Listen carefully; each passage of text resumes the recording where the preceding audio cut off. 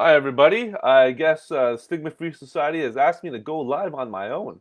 I think I'm going live. I'm not really quite sure. My name is Dr. Daniel Toe, and I am a district principal in the Surrey School District. I'm also an instructor at Trinity Western University, and my main focus of my work is mental health and wellness, as well as I run programs for at-risk and vulnerable youth, and I also run all of the summer programs.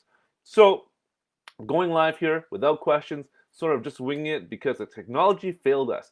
But that's okay. If technology fails us, we can always just go ahead and get going and do things in a sort of helter-skelter, let's just wing it sort of way. So that's what I'm doing. Now, I'm here to, and if we had questions and if I had an interviewer, what we would be talking about is the Stigma-Free Society's COVID and mental health toolkit for parents, youth, educators, and really anybody in the public that needs support. And the thing is, the good thing about the Stigma-Free toolkit and the support, which we would be going over on a side screen if we were able to do that, but I can't do that right now because I basically don't really know how Facebook Live works. I just was made admin and pressed go and it started working. And so, what it is that, and I think you can, oh, wait, I'm looking at the side. You can also make comments. If anybody's still watching this because they were waiting for me to come on for 20 minutes, if you're still watching and you want to make a comment that I can reply to, feel free to make a comment. I'm happy to reply. I'm here for the next 10, 15 minutes, 20 minutes if you guys need.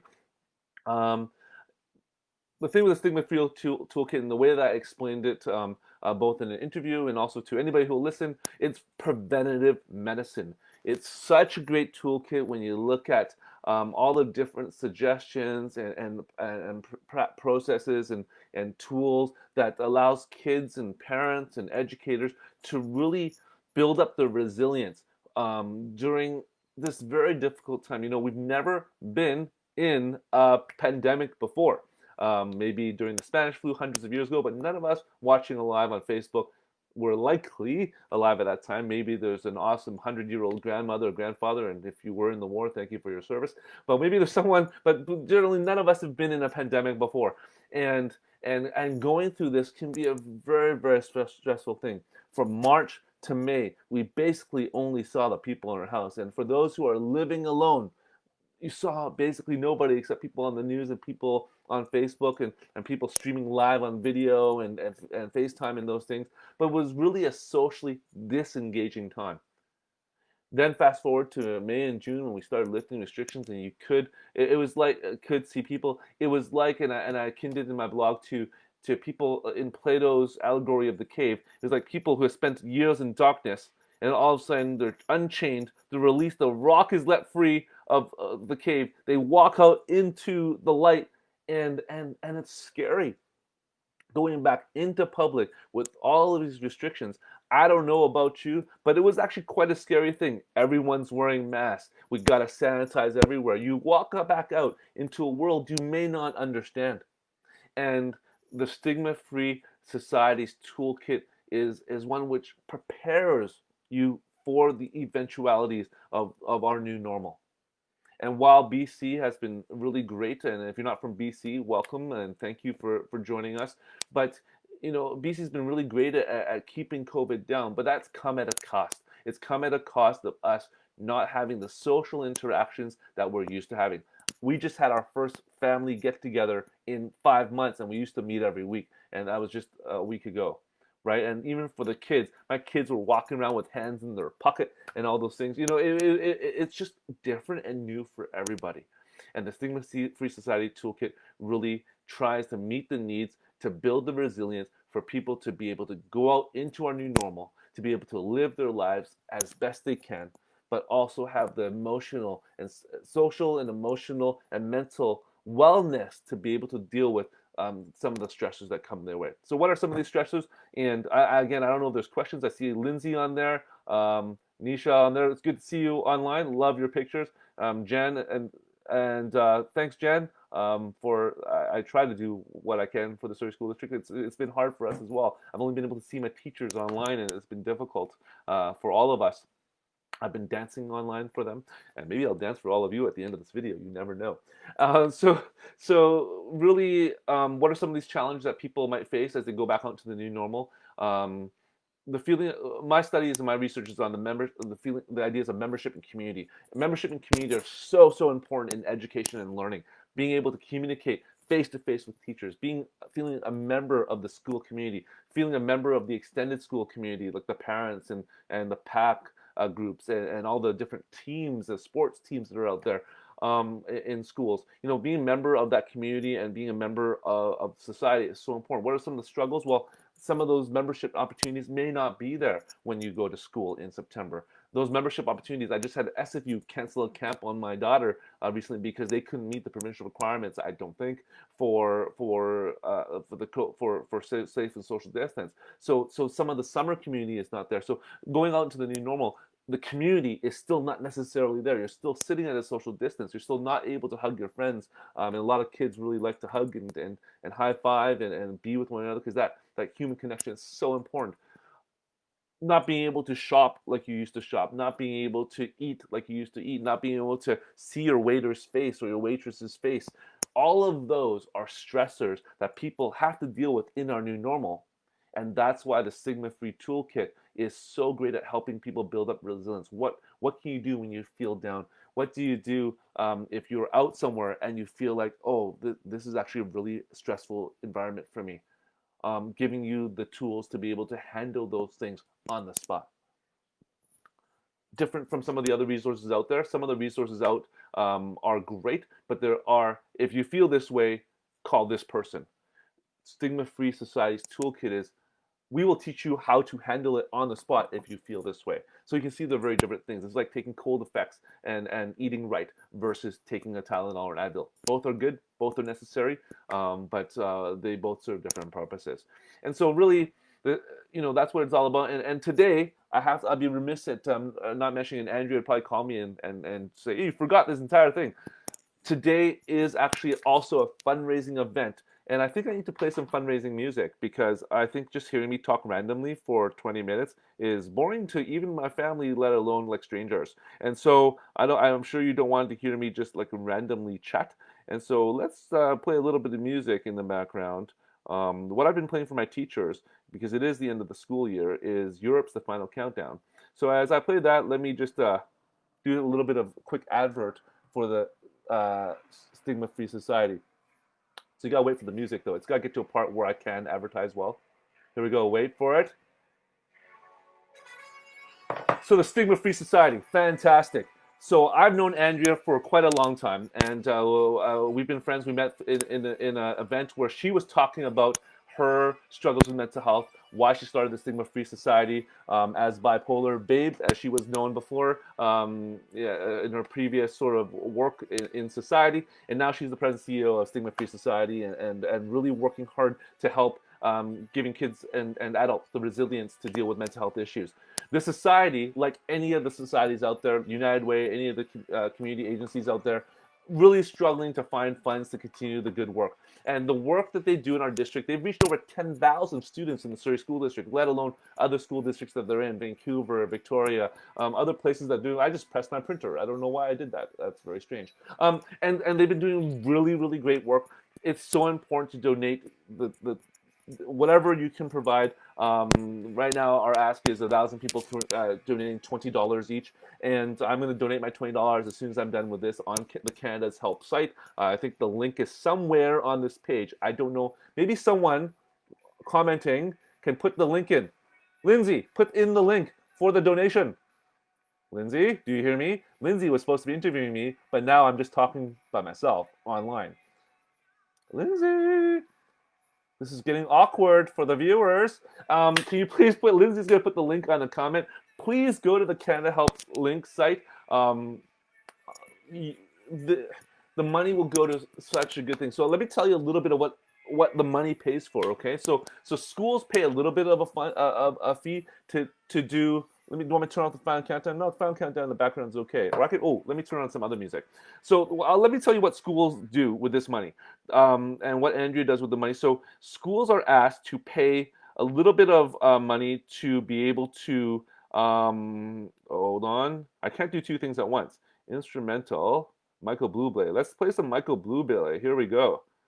Because I want to make sure the viewers don't tune off because they're looking at a funny a strange man trying to work his iPhone that might be more interesting than Ellen on TV. Here we go. Here we go. So how does Andrea take us home? How does Andrea and the Stigma-Free Society, what do they do for kids?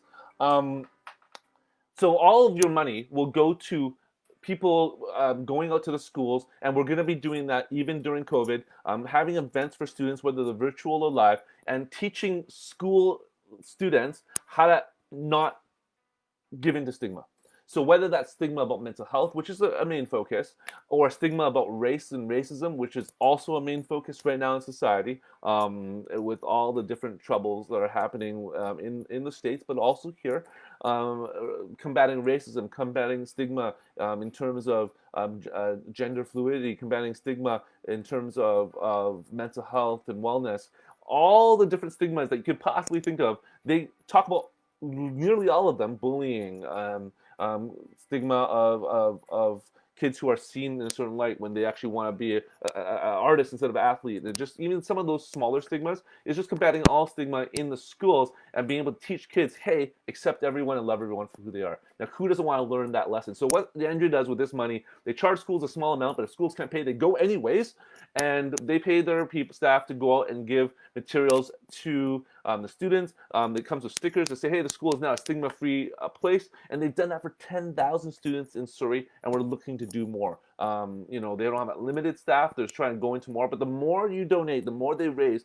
the more they can go into schools, whether it's virtually or in person. Next year, no one really knows what September will look like. They can go in there and really do such great service, another piece of education that the kids would not necessarily get from their teachers, and teach kids how to love each other and how to care about each other and how not to look down on each other. And who doesn't want that in their schools? Who does not want that in? Who doesn't want your kid to come home and say, "Hey, I learned how to accept my friend, even though they see their sexuality different, or they see their mental health different, or because they're depressed all the time sometimes, or they don't like to play sports, but I'm an athlete, but I still love my friend." Who doesn't want their kids to learn that? I try to teach my kids that every single day. So here we go. Lindsay's done it. To donate, go to Canada Helps. So if you look at the comment line, and I'm sure it'll be on the website, CanadaHelps.org. Donate now, and I will be donating my money. Lindsay, is there a tax receipt? Not that it totally matters. I'll still donate anyways. But I'm assuming because on Canada Helps, there's some sort of tax receipt. Stigma-Free is a registered society. And there's a bit of delay in the comments, so I'll wait for Lindsay to answer there. But yeah, please donate. It's so important for Stigma-Free to be able to continue the work. Creating these resources is not free. Creating that website that's beautiful is not free. Andrea has lots of people who will likely work for free, but it's good to be able to pay staff as well. And so, I think it's such a worthwhile charity. It's such a worthwhile cause. Andrea is such a great altruistic person. I think if she could do it for free, she would. But unfortunately, we need to all pay rent and eat as well. And so please, oh, yes to tax receipt. And she did it in all caps, which means yelling. Yes, there's a tax receipt. So please give, especially those of you collecting any CERB or anything that happened during COVID. You're not being taxed right now, so a tax receipt would help you not get taxed even more by the government of Canada come the end of the year. So please donate. Whatever you can give is so appreciated. $10, $20, $30. I think there's a certain limit to a tax receipt, so it might be $20. You can give $20. That's only 4 Starbucks, which we can now order. Maybe 10 Tim Hortons. That's like a tenth of a tank of gas. $20. Lots of us, not assuming, but many of us spend that without thinking. 20. Just give a 20 to Stigma-Free Society. Help them continue the great work. So I've talked for 14 minutes and 33 seconds while playing Michael Bublé. I don't know what's coming out next. What song is this? This might be Home playing again. Is there anybody that has any questions about mental health, the Surrey School District? I don't know if there are any other questions. They told me to talk for 10 minutes, and I've talked for 14 minutes and 54 seconds. Is there any other questions? I'm so shy and uncomfortable on video. I don't know what to do. This is freaking me out. No, I'm just totally kidding. If I could be on camera full-time live, I would, but that would, like, no one would watch. It'd be like just my dad streaming it from like his house, saying, "Hey, I can see my son." Anybody? Any questions? I'm going to give you an uncomfortable moment of silence while I wait for questions.